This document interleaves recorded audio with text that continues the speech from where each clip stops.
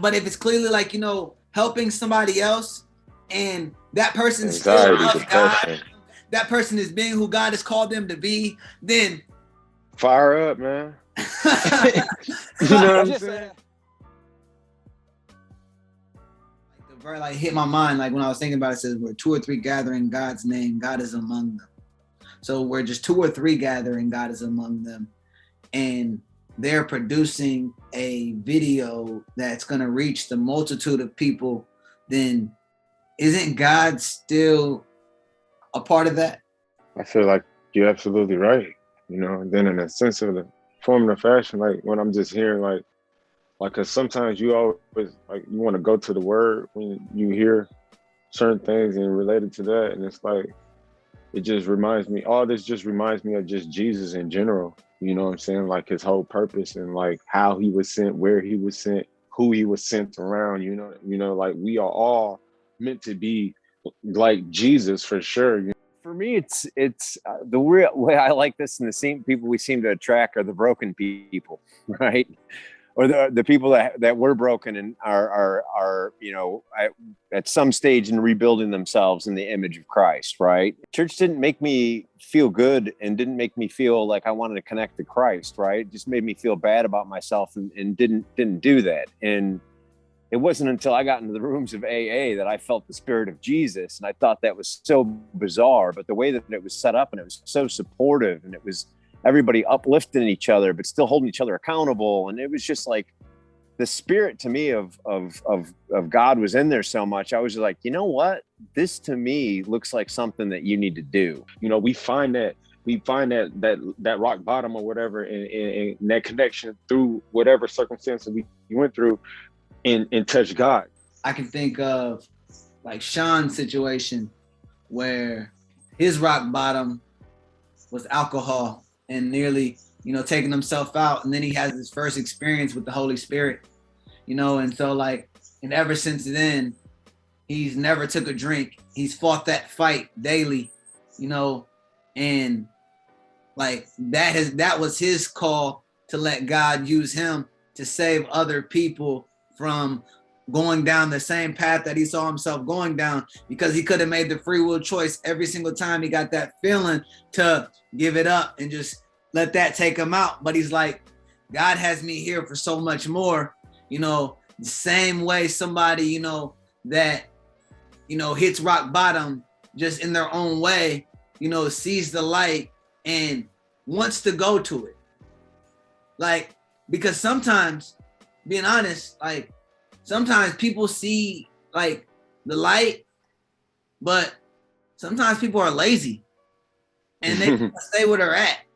Me, I've always said you got to put in the work, right? That's just my life experience. So when I don't put in the work, I get fat. When I do put in the work, I don't, right? You know what I mean? And it's just, you put in the work and results there. If somebody else got something different, that's what it is. And this could be me, just my perception, but I feel like that they tried to hold this impossible ideal that we all should be like literally be like Jesus. The only thing that was perfect, the only one that could actually, successfully always, say no to temptation. Everybody's being held to this impossible standard and everybody's ignoring, I think what we're talking about is, okay, yeah, we want to be like Jesus, but I want to do like Jesus did. Not just be like Jesus. I want to do what Jesus did. And Jesus didn't berate people who aren't like him because he knew it was impossible. It's like his main mission was to teach you to be you, but like Christ. You know what I'm saying? Like, because everybody has their own purpose. His purpose was to be like that. You know what I'm saying? But God knows, like, my purpose can't be like that because the crowd I got to reach for God ain't going to accept me like that. We just got to continue to pray for those who, are lacking this, you know what I'm saying? Are just afraid of it. It's like, why are you afraid to be good? It's going to be hard. Like when you start becoming of Christ, it's just like you just stop being bad, man. You just do the righteous thing. You know what I'm saying? You have a conscience. You start being more in tune with animals. You might be a little more sensitive. You might cry a little bit. You know what I'm saying? And it's like, there's nothing wrong with crying. You know what I'm saying? It's like a way to release. You know what I'm saying? It's just, I don't know, man. Some people just don't want to be good, man. They don't want to be blessed. We know when Adam and Eve sinned, their eyes were opened and they saw all flesh. Now, we know when Christ came to be, be crucified so we can be born of the Spirit. This spiritual life, we're talking about spiritual riches. When we're focused on the flesh and being in the flesh, which is weak, then we glorify earthly riches. We glorify, doggish deals. We glorify scheming people to get more. We glorify having more than somebody to say, I'm number one. Like, we glorify being the top of whatever list for whatever recognition that means to you. We glorify that when we're just focused on the flesh. I think you're spot on, man. Whereas, this is good for us too, because it's going to want us to focus on, okay, what would I want to make sure that Christ is represented to the best of my capabilities. I need to make sure that I'm behaving that what I think's okay. I also think we need to talk about things that people might not associate that are Christ-like, and I'll just flat out say it, like smoking weed or eating an edible or something, and people want to say, that's not. And it's like, no, that's a false stigma that needs to go away. And I'm talking from medicinal uses. I'm talking, getting gummies for 5 milligrams. We have to be real about it. You know what I'm saying? Because me personally, I seen marijuana take my wife off opiates. You know what I'm saying? Like, I've seen it affect vets in a positive way. It's affected myself in a positive way. If you have anger issues, man. My mom's epileptic. She baked. Her seizures. She don't really have those seizures like that. It's just one of those things where I want to address it, because if that's going to stop people from listening to the message of Christ, I would like those people that don't, if they listen to this and they think that does interfere with the message of Christ, I would like to understand why. I don't want to, again, I don't like to throw shade on people, but there's some people that have that opinion, and I have yet to hear a good reason why. Different strokes, different folks make the world go round. So it's like, is it stopping you from loving one another and loving God and serving God and being who God has called you to be? If it does, then maybe it's something that you shouldn't do. If you do it, absolutely, and, you go off the wagon, you're somebody, you start scheming people, it's not the best thing for you. It's the same thing with booze though. Like, I can't drink booze. That's the point. Is like, if it's not right for you, okay. Like but if it's clearly like, helping somebody else, and that person still loves God, that person still is helping others, loving others as God loves them, that person is being who God has called them to be, then fire up, man. You know what I'm saying? If you're going to put me in the same category, I mean, don't get me wrong. I try to be a good man every day, right? I'm trying. It's an intent of mine to be a good person every day, but I still fail a lot.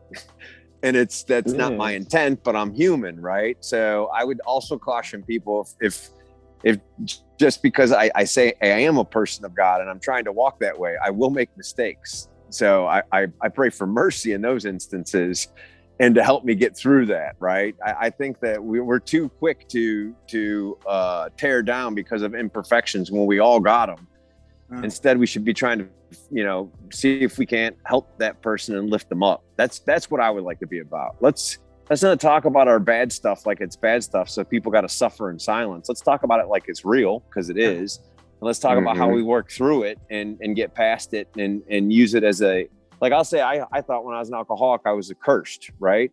And now over the years, it's my greatest blessing, because it helps me stay focused to God, because it created that habit of praying every day, every single morning, and asking for sobriety to keep my connection to God. And by building that habit over a decade, I have a pretty good connection with God. But I would never have gotten that without the fear of death from alcoholism. Definitely. I gotta be a vessel. Like, that's it. Like, I gotta be a vessel of God. I gotta I gotta love God. I gotta love other people. I gotta love Jesus. I gotta love my wife like Christ loved the church. And like, if anything else, keep it. Like, you know what I'm saying? Like, if you are like, you know, if you do something that I, you know, if you don't do something that I do, and you feel like you're better than me in that aspect, and you feel like you're called to be even greater, then okay, keep it. I just know what God has called me to right now, you know? For me, the connection, right, is a lifeline that I desperately need. Like I said, so I'm, you know, obviously I'm an alcoholic, so that's what I'm talking about here. And that as long as I have that connection, I'm good, man. I don't want to drink. I'm just good. It's just, you know, and I've maintained that for 10 years. Maybe I'd be good without it. Maybe I don't want to find out. Right. So it's just kind of one of those things where it's just like, that was so horrible. I don't ever want to go back there. So as long as I stay in what I call the intent, right, in that moment, and I just try to focus on the next thing that I need to do, then I think that's what I'm supposed to do with God. And then if I keep doing that and keep going, I'll give an example here. I'm on video with you, Isaiah, and this is not something that I thought I would be doing at almost 50 years old. And, you know, just not something I thought I'd be doing, right? Because I'm a pretty reserved person. I just not, this is not my personality in general, right? But I got connected to you in such a strange way, and you know, you had such a strong spirit on this, and I felt very strongly about this too. So here I am. This is me staying in the intent, right? It's like, hey, if you want to talk about a broken misfit Marine and how he, you know, got his life in order and you know, went from someone that wanted to commit probably suicide at some point to somebody who has a great family, great marriage, creating great friends and great community, and generally pretty darn happy all the time. Then I got stories from rags to riches, right? You know, from a spiritual standpoint. It was so real though, and that's like what I feel like that's what they really gonna get, and that's what's gonna gravitate people towards this, because like we're not like, besides cousins, you know, ordained and stuff like that, like we're not pastors or nothing like that, you know, we're just average Joes trying to make it through life, you know what I'm saying? And you know, my mom kept my spirit fueled, she kept my spirit fit, you know what I'm saying? But it was just like, man, you know, to get me to where I'm at, to get me for God's purpose, you know, and it's like, it's lonely, man. It's lonely, but it's beautiful, because you're not really alone. You're happy, and that's what people can't understand. Like, I do go through all this and all that. It almost looks fake to people. It almost feels fake. When I break down. Yes, it does. Sometimes, like, if like why the hell am I so happy? Marriage, I shouldn't be this happy right now. This is weird. It's like a beautiful thing, because like throughout my marriage, throughout my things have really opened my eyes up to what God can do. And it's like, me and my wife sometimes be like, babe, we really made it through that craziness. You know what I'm saying? Like, you look at it and it's like, there's no other person that you could thank or, you know, give credit to, because it's like, how is this possible? You know what I'm saying? Like, how is this? And like, to like the people out there that's going to be talking about the marijuana and the weed and all that, you know, like, I look at it like this. Like I told you, at one point in time, my wife was shooting up. You know what I'm saying? If that's keeping her sane and keeping her alive today, you know what I'm saying? And to where she can go function and work a job, to where she can worship and be a mother, just smoking a little weed. You know what I'm saying? Like, go ahead, babe, I'll buy you an ounce. What do you want? You know what I'm saying? Like, I'm cool with that. Like, life or death. This is, you know, and that's sometimes it could be the difference between life and death, smoking a joint or doing some crazy ass stuff to yourself. It blew my mind right there, dude. When you talked about it, sometimes it feels so lonely, man, because that's another reason I love these conversations that we have, that we're also open like that, because I was like, damn, I'm not the only one. And I see why people throw shade at other people, because you kind of get disappointed that, you know, maybe you thought somebody was doing something with you and they don't behave in what you would think was Christ-like or whatever. And it just like, you feel like you're alone. But I think we're doing it wrong, right? It's like, that's not the point. That's not where you're doing it. You're not alone, man. Absolutely. And I think if we're a little bit more merciful with each other and we can all practice that, then, you know, we won't be, you know, so, you know, we won't magnify our failures to such an extent that they seem insurmountable. You know, and if I know there's somebody who's got my story, you know, got a little bit of my story, and if I could help them get through it, Lord be it, I'm gonna do it. When we're like feeling like that lonely feeling, but you know, we know we're in God, we're in good company because, you know, as I was connecting Christ, you know, spend a lot of time, you know, by himself with God, you know, and so like we can allow ourselves to feel alone in the flesh, but that would just be a fleshly connecting there to I'm by myself because spiritually we know we're not alone.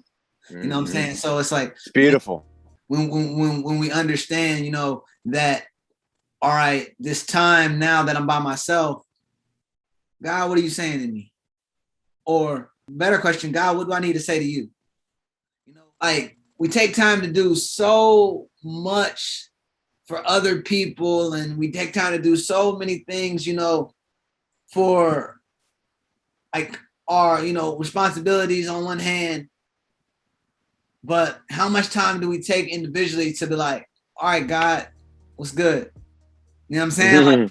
Like to have a real, like